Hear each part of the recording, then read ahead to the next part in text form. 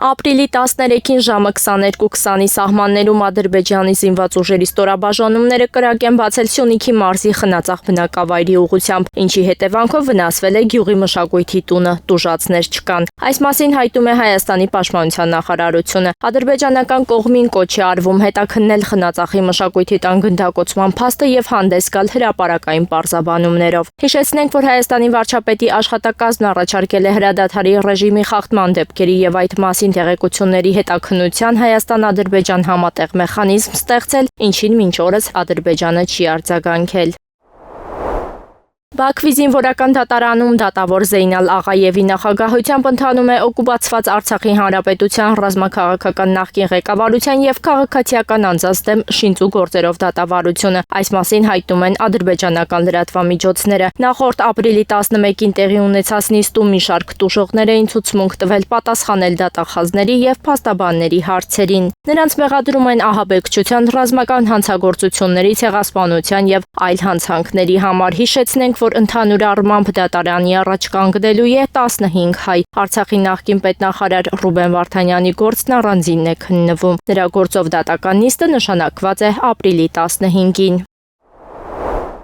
Վերականգնվել է պետությանը պատճառված $1,662,000 համարժեք 650 միլիոն դրամ վնասը։ Քննչական կոմիտեում քննվող քրեական վարույթի ուսումնասիրությամբ պարզվել է, որ բազմաբնակարան շենքերի կառուցապատմամբ եւ բնակարանների վաճառքով զբաղվող երկու ընկերությունների 50 եւ 100% բաժնեմասերի սեփականատերը այդ ընկերությունների տնօրենի հետ նախնական համաձայնությամբ 2020-ից 2024 թվականների ընթացքում առանձնապես խոշոր չափերով հարկեր վճարելուց խուսափելու եւ այդ միջոցով շահույթ ստանալու նպատակով դիտավորությամբ թաքցրել են նշված ընկերությունների իրական եկամուտները։ Մասնավորապես Երևան քաղաքի Պարույր Սևակ փողոցի 51/2 եւ Երևան քաղաքի Վրացական փողոց 16/5 հասցեներում կառուցվող բազմաբնակարան շենքերից անշարժ գույք գնելու իրավունքի պայմանագրերում ներառել են իրականությանը չհամապատասխանող տվյալներ, անշարժ գույքի փաստացի գնի փոխարեն պայմանագրերում նշելով ավելի ցածր գին։ Հանցանքի կատարումը վկայող բավարար փաստերի հիման վրա 2025 թվականի ապրիլի 11-ին դատախազը հանրային քրեական հետապնդում է հարուցել վերոնշյալ անձանց նկատմամբ։ Մի խումբ անձանց կողմից նախնական համաձայնությամբ առանձնապես խոշոր չափերով հարկեր չվճարելու փաստով։ Այնուհետև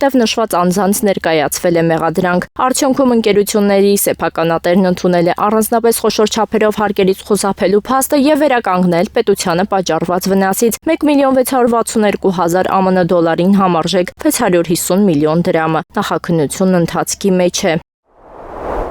Հայոց ցեղասպանության 110-րդ տարելիցին ընթառաջ Հայ հեղափոխական դաշնակցության Հայաստանի երիտասարդական միությունն ու Նիկոլ Աղբալյան ուսանողական միությունը կազմակերպում են ավանդական ջահերով երթը, որը կկայանա ապրիլի 23-ին ժամը 19:15-ին։ Երթը կմեկնարկի Հանրապետության հրապարակից։ Ջահերով երթը խորհրդանշում է շարունակական պայքարը ուղղված հայոց ցեղասպանության միջազգային ճանաչմանն ու դատապարտմանը, ընդդեմ ուրացմանն ու մոռացությանը։ Երթը նպատակ ունի հիշեցնել, որ արդարության վերականգնման համար պայքարը մշտական է, որ միայն պայքարի ինքնակազմակերպման եւ համազգային կամքի դրսեւորման արդյունքում մենք կարող ենք լինել պաշտպանված, հեռուվանելով մեկ տարից ավել մեզ հետապնդող ցեղասպանության ուրվականը։ Այս տարի եւս բոլոր ցանկացողները հնարավորություն ունեն մասնակցել ջահերով երթին որպես ջահ լրացնելով առցանց հայցադիմումը, որի վերջնաժամկետն ապրիլի 20-ն է։ Երթը կավարտվի Ծիծեռնագաբերդի հուշահամալիրում, որտեղ մասնակիցները կհարգեն հայոց ցեղասպանության զոհերի հիշատակը, վերահաստատելով պայքարի շարունակականությունը։